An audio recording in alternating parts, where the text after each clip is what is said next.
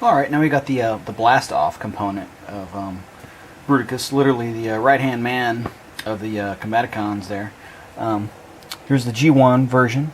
He didn't really have quite cool storage for his handgun, but his actual large laser cannons really did store very well in a space shuttle mode. You know, I didn't really care for the pink so much, but it works with the dark, funky brown that he is. Has a nice rub sign there. He is a Decepticon. And his decals are also starting to fade. I think they got a little rust on the screw, maybe a little bit of corrosion. Because these guys are my original. I had these guys stored in a barn, unfortunately, for a while. So they're showing a little bit of age. Got some cracking going on with Vortex, but yeah, that's what he looks like in his shuttle mode. And his transformation was really easy. You just had to pull him apart, essentially. Split his hands up here. Twist him around. Now his nose cone actually became his actual fists. And then take the lasers off, and you could either... That didn't sound good. Don't remember that ever actually clicking like that before. Oh, what's breaking here? Oh, it looks like the plastic is giving way for some reason. But anyway, you could put him on his sides again, or just not put him on there at all. Which typically I didn't put him on there at all, but we'll show him with everything on here. So you had that, and then he'd put his little handgun in his little grip there, and he has like the little Scramble City square type head, just like the rest of them did. He's okay. He's one of the smaller ones, you know. Still kind of neat. Okay, so next up is the recolored Energon mold for the Revenge of the Fallen line, Blastoff.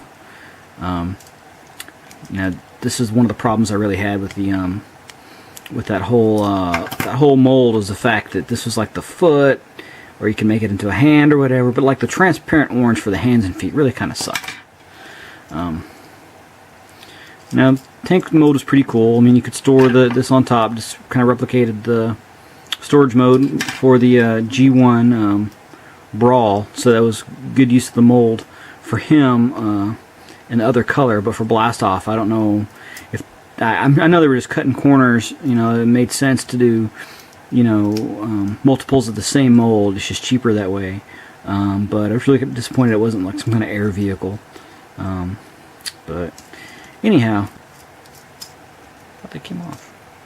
Wow, I was wrong. I guess they actually are kind of riveted in there. I guess there's something else I was thinking of. Probably the translucent cannons on the other ones. But his arm's right there on top, and he has these crazy cape track things that he has going on right there. And then essentially you've got his chest and his legs, and everything just kind of like unfolds. Just unfold his feet. And then you got to go through with the turret and do this really weird spin around thing. You have to spin around the brown plate to get up where it needs to be, and then lock it into place. And that's in place. Then you got to spin the chest plate around. And actually it was right where it needed to be. The chest plate needs to be like that with the head on top. Put the head on top of the chest, spin it around, drop the chest plate down, fold the arms back and tabbed in, and then spin the forearms around, and there you go. Now the robot modes in these guys is pretty cool. I mean, I just don't really care for the mold for the character, but the actual mold itself is not a bad little robot, and it's not a bad little tank. Just it being Blastoff, I just thought it kind of sucked. But for Brawl, it's awesome.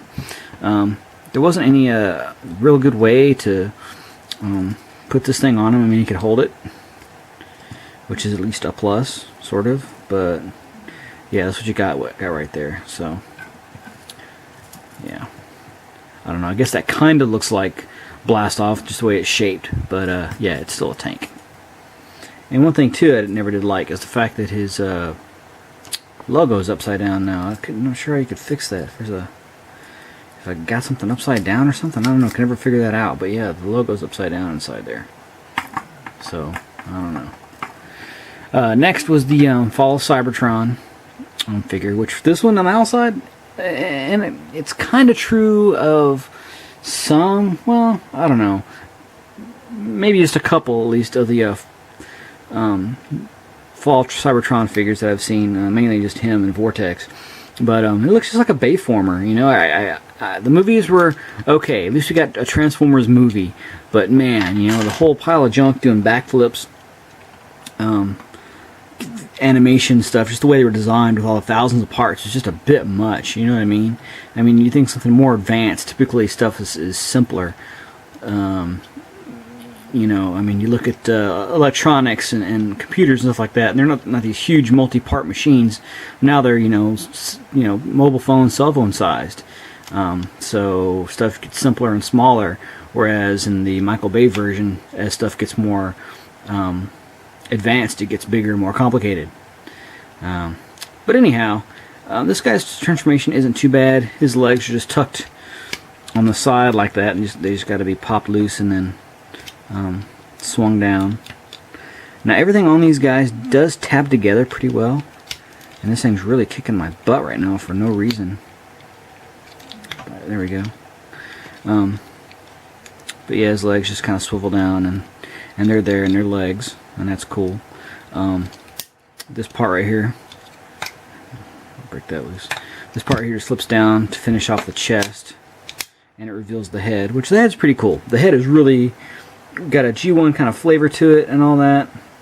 Kind of digging it. And then his arms are kind of on this really weird joint.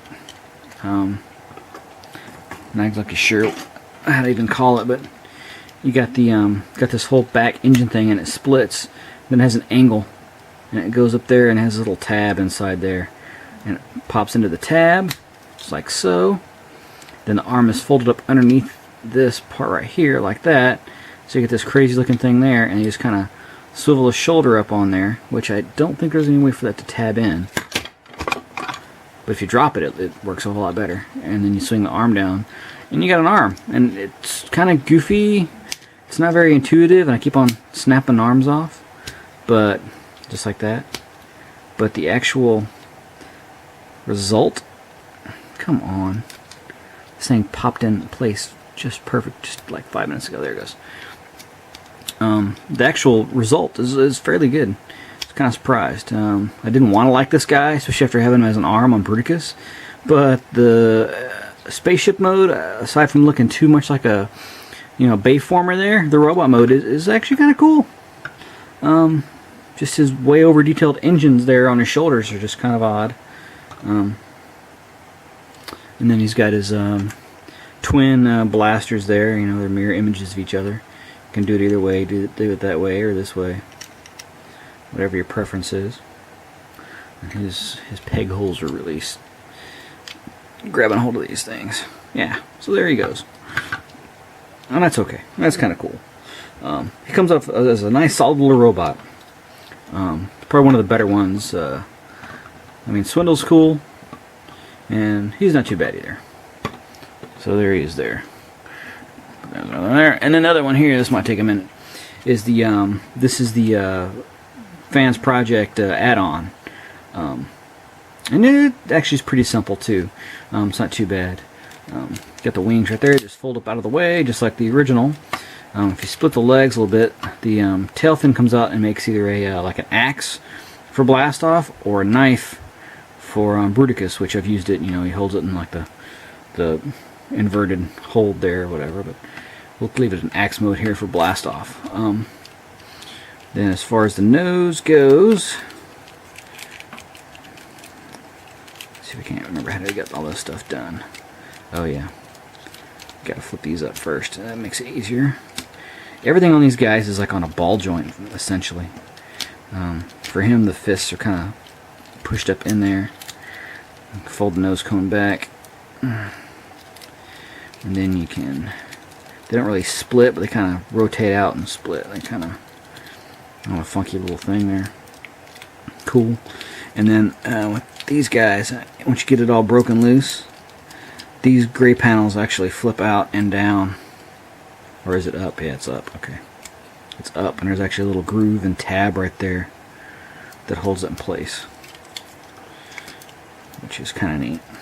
And the plastic on these, even though it's third party, the plastic really feels a lot like just regular styrene that you get in a model kit, so it kind of feels fragile, But I've, you know, been fairly rough with these things and haven't had anything break or crack or anything so far. And they're about, I don't know, what, a year old or so? Something like that. He has this weird shoulder armor that swings around too. So, however you want to position that, pretty much. But essentially that's him right there, and then you pop down the head. I think almost all these guys have their head just right there in their chest, and there he is with the very G1 Scramble City looking head on there. Love those designs. That's part of the reason I really like these guys. And even though he's got a flat handle, it's made to fit in his hand, just like so. Just like that. And one of the oddities is he has this little piece right here at the bottom of his heel that joins in there with that, and it's kind of odd, but whatever. And there they go. There's all the iterations of Blastoff. You can see the fall Cybertron was larger by far, and the G1 is like really small. I mean, my favorite though is still got to be the Explorer Blastoff by a Fans Project. It's got the G1 colors. He's got super articulation. He's got great paint apps. He is missing his chest logo. I got to get some more logos from Repro labels, and then I'll dress this guy up. But yeah, I mean, he's got his one on the outside there. But pretty cool, pretty cool. And all of them have like the brown and purple paint scheme, which is okay. I just wish this guy had been darker and probably a little bit slicker. I mean, this does look mean on the artwork though, with that crazy arm thing and all. But if there had been a way for that stuff to collapse and cover the silver part and have it expand out for either cannon mode or robot mode and have it sealed up for arm mode, then that would have been cool too. So actually, these guys are starting to grow on me, especially once I've gotten them in robot mode and stuff like that.